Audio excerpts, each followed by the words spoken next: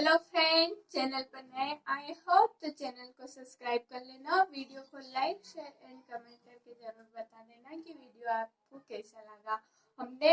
आज हम पढ़ेंगे अनुपात और समानुपात। अनुपात और समानुपात में हमने बेसिक से क्वेश्चन कर लिए। अब हम लैंग्वेज वाले क्वेश्चन को करेंगे और उसमें भी जो जोड़ घटाव रहते हैं उसमें के क्वेश्चन हम करेंगे। तो चलते हैं अपने वीडियो पर और क्वेश्चन पर। आपको अगर वीडियो पसंद आए तो वीडियो को शेयर जरूर कर देना और लाइक भी कर देना। चलो चलते हैं अपने क्वेश्चन पर। यदि क्वेश्चन है, या लिख देती हूँ, मैं लिखूं या नहीं, चलो कोई बात नहीं। यदि ए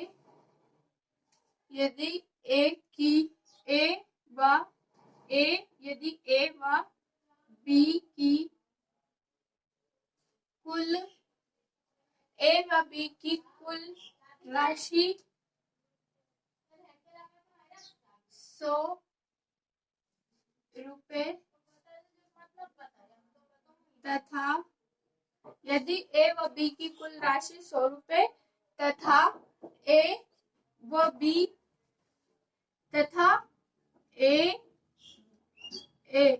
बी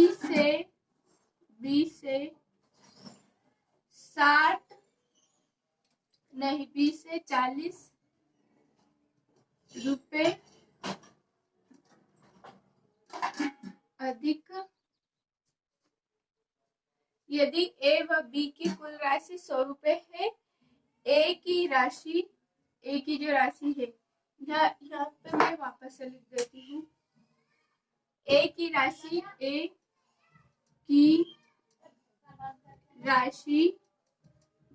की राशि से 40 रुपए अधिक है तो ए तथा बी का मान क्या होगा। क्वेश्चन है, मैं एक बार और क्वेश्चन को रिपीट कर देती हूँ। यदि ए और बी की कुल आय कितनी है, 100 है। ए की राशि बी की राशि से 40 रुपए अधिक है तो ए का मान बताना है और बी का मान बताना है। कभी भी इस टाइप का क्वेश्चन आए तो हमें क्या करना है, दोनों का योग करना है।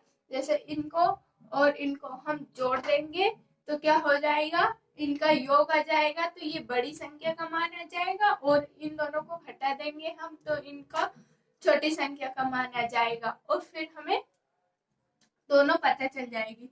जैसे कि a प्लस बी बराबर 100 है और a माइनस बी बराबर 40 है, तो टोटल कितने हो गए, 140। अब 140 में हम 2 का डिवाइड कर देंगे तो 2 सत्ते 14 और 1 0 ऐसे की ऐसी आ गई, है ना। 1 0 ऐसे की ऐसी आ गई। अब हम क्या करेंगे, ये तो आ गया हमारा बड़ा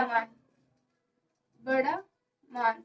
अब छोटा मान निकालने की क्या करेंगे, हम दोनों जैसे 100 माइनस 40 करेंगे तो कितना आया 60, और 60 में क्या कर देंगे हम 2 से डिवाइड कर देंगे तो कितना आया 30। तो छोटी वैल्यू कितनी आ गई 30 छोटा मान है ना। तो ये तो ए का मान आ गया और ये बी का मान आ गया, ए और बी। अब आप सोच रहे होंगे कि ए और बी में से बड़ा कौन है और कौन नहीं, तो जो पहले दे रखा है इसमें उसको हम क्या मानेंगे, बड़ा मानेंगे, और जो बाद में दे रखा है उसको हम छोटा मानेंगे। तो ऐसी इस टाइप के क्वेश्चन को सोल्व करने के लिए क्या करेंगे, या आ गया ना आपको समझ में, मैं आपको फॉर्मूला लिखवा रही हूँ,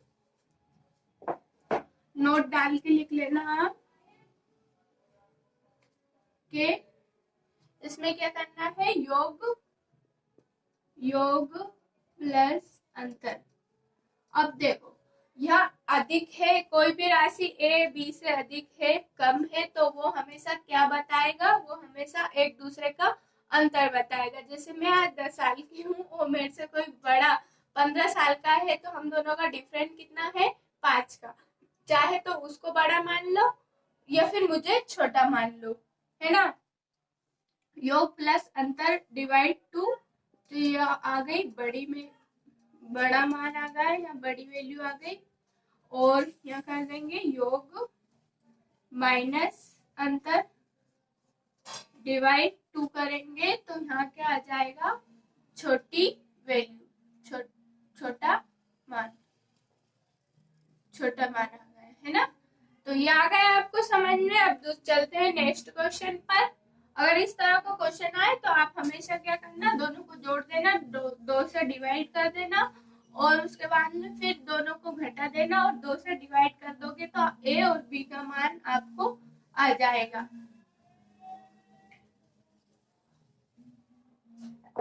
एक क्वेश्चन और ऐसे कर लेते हैं। कल इससे नेक्स्ट वीडियो में हमने जो क्वेश्चन करा था उसी टाइप का एक क्वेश्चन और कर लेते हैं। जैसे 2a माइनस 5b बटा में है 3a plus 6b, 3a plus 6b बराबर 4/7 हो तो a अनुपात b का मान ज्ञात करो।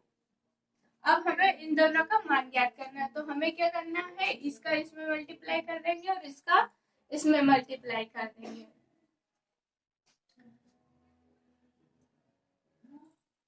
टू ए माइनस 5b इधर मल्टीप्लाई क्रॉस मल्टीप्लाई करना है, या 7 बराबर में है, ये 4 ऐसा कैसे रहेगा, 3a प्लस 6b।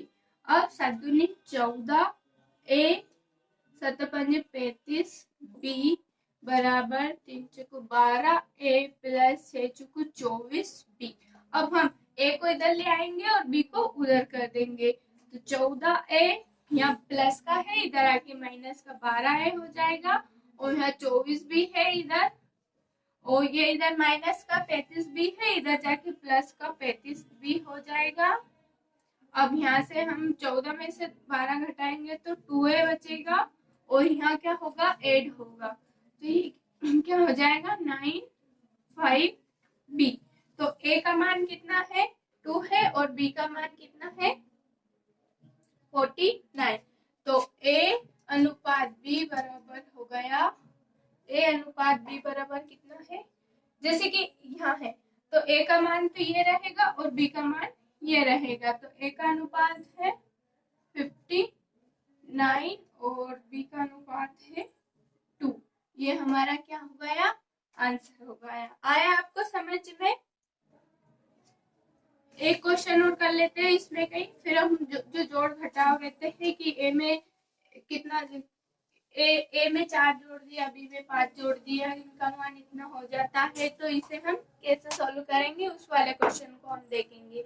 अब जैसे कि a बटा 3 b और c, इन सभी के बटे में मान है 4 और 7, a बटा 3 b बटा 4 और c बटा 7 हो तो a plus b plus c divide c का मान बताना है, इनका मान बताना है। तो सभी में यहाँ a का मान 3 दे रखा, b का 4, c का 7 दे रखा, तो सभी में हम यहाँ मान पुट कर देंगे, a plus b plus c divide c। a का मान है 3 प्लस b का मान है 4 प्लस c का मान है 7, और यहाँ c का मान कितना है, 7। इन सभी को ऐड कर देंगे तो कितना हो रहा है, 14 यानी 14/7, 7 दूनी 14, तो 2 हमारा क्या हो गया, आंसर हो गया। आया आपको समझ में। किसी कक्षा में लड़कियों की संख्या लड़कों की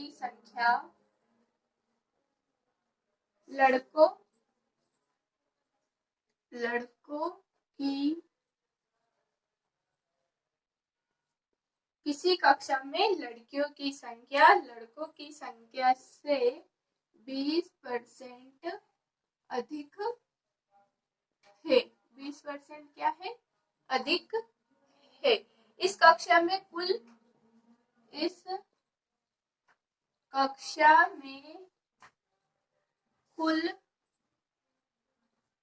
66 विद्यार्थी है।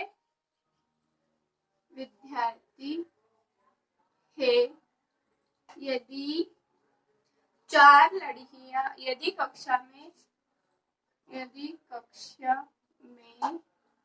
4 लड़कियां और शामिल हो जाए तो लड़कों और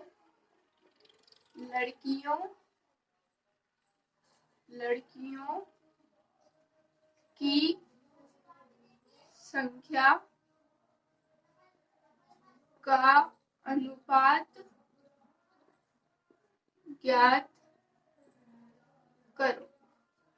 देखो क्वेश्चन क्या है, एक कक्षा में लड़कियां और लड़के दोनों है। टोटल कितने हैं? 66। लड़कियों की संख्या लड़कों से 20% अधिक है। अगर 4 लड़कियां और शामिल हो जाए तो लड़कों और लड़कियों का हमें क्या करना है? अनुपात ज्ञात करना है। तो हम मान ले कि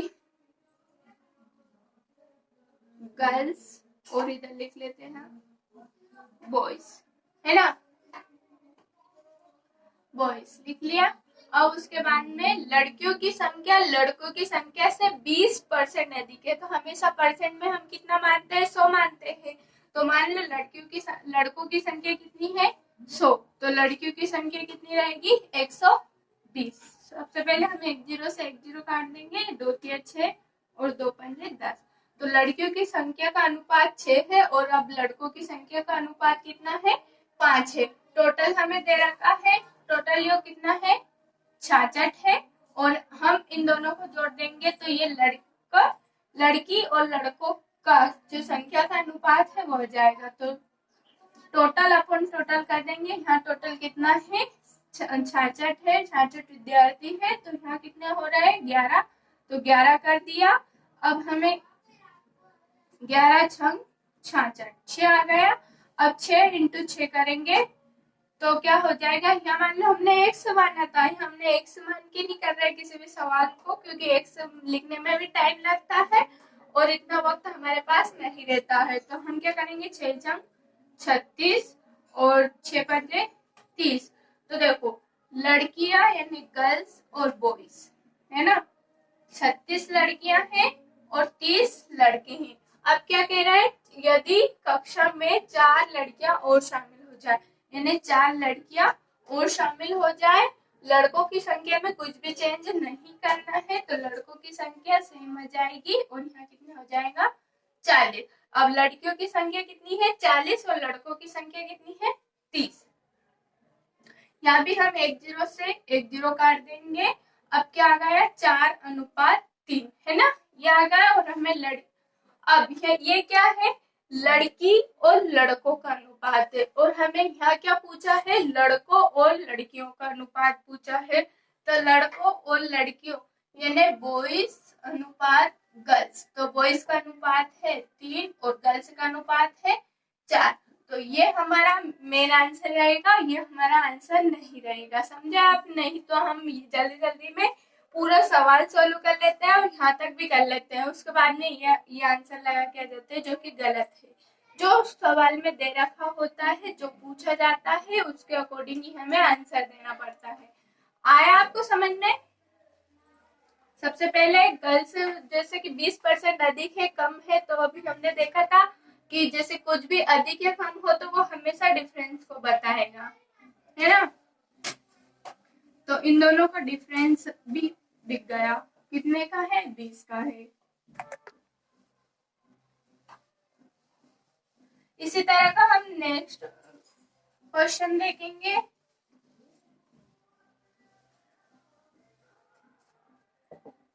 एक फल विक्रेता के पास बड़े फल है, मध्यम फल है और छोटे फल है। एक फल विक्रेता के पास बड़े, मध्यम और छोटे, बड़े, मध्यम और छोटे तीनों साइज के फल है। जैसे कोई फल बेचता है तो उसके पास बड़े फल अलग होते हैं, जो बीच में रहते हैं जैसे मध्यम रहते हैं वो अलग रहते हैं, और छोटे को वो अलग करके रहते हैं ताकि उनका रेट अलग हो सके। जैसे बड़ा रहेगा तो उसका प्राइस भी बड़ा ही रहेगा, यानी कि ज्यादा रहेगा। मध्यम रहेगा तो उसका मीडियम प्राइस रहेगा, और छोटे का कम प्राइस रखेंगे, है ना। छोटे आकार के सेब, ऐसे लिखते हैं ना सेब, चलो ऐसे नहीं लिखते हैं, सेब है। सेब आकार के सेब क्रमशः 15:10:5 के अनुपात में है ना। इनका औसत हमें बताना है। 15, 10 और 5 अनुपात में नहीं है, 5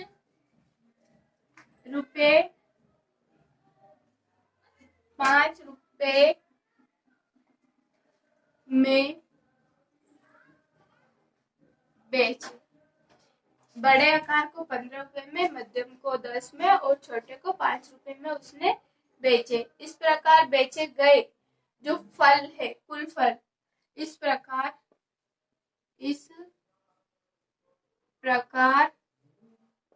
बेचे गए कुल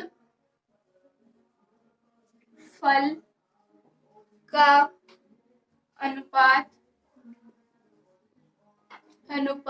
3:2:5 है। उस सेब तदनुसार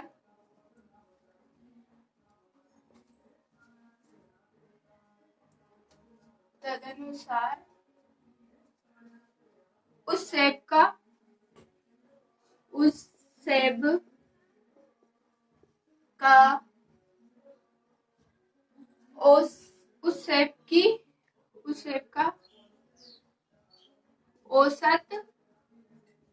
औसत कीमत ज्ञात कर। सबसे पहले हम लिखेंगे बड़े, मध्यम और यहाँ लिखेंगे छोटे।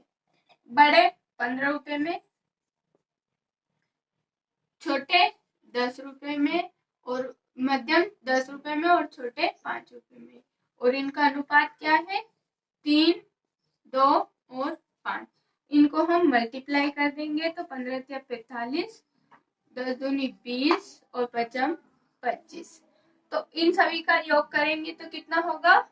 40, 60 और 80, 5 85 और 5 90। टोटल योग कितना होगा? 90। अब हमें मध्यम यानी कि एवरेज निकालना है तो हम क्या करेंगे? 10 से डिवाइड कर देंगे।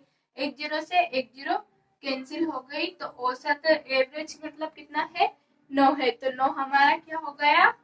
आंसर हो गया। आया आपको समझ में?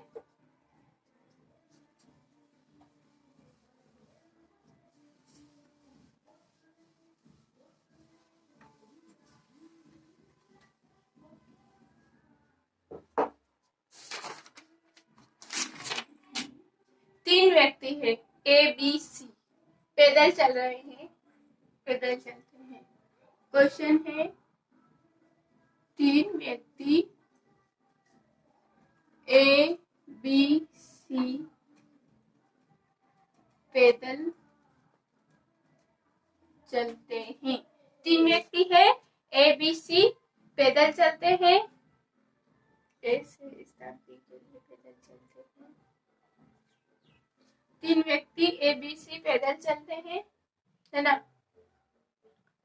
तो उनकी चाल, तो उनकी चाल का अनुपात, उनकी चाल का अनुपात क्या है? 4:3:5 है। उनकी चाल का अनुपात ये है। उनके द्वारा किसी स्थान पर, उनके द्वारा किसी स्थान पर पहुंचने में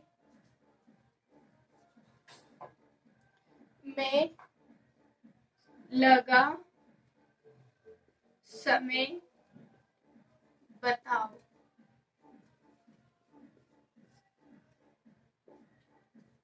है ना? ये क्या है? देखो, समय और चाल दोनों एक दूसरे के अपोजिट रहती है। अगर हम ज्यादा दूरी चलेंगे तो क्या होगा? ज्यादा दूरी चलेंगे तो ज्यादा टाइम लगेगा, कम दूरी चलेंगे तो कम टाइम लगेगा। तो इनको हम क्या, ए, बी और सी यहाँ लिखा हमने 1/4, 1/3 और 1/5। इसको छुपाया 5×15, इसको छुपाया 5×20 और इसको छुपाया 4×12। और ये हमारा क्या आ गया? टाइम। और ये हमारा हो गया आंसर। तो आया आपको ये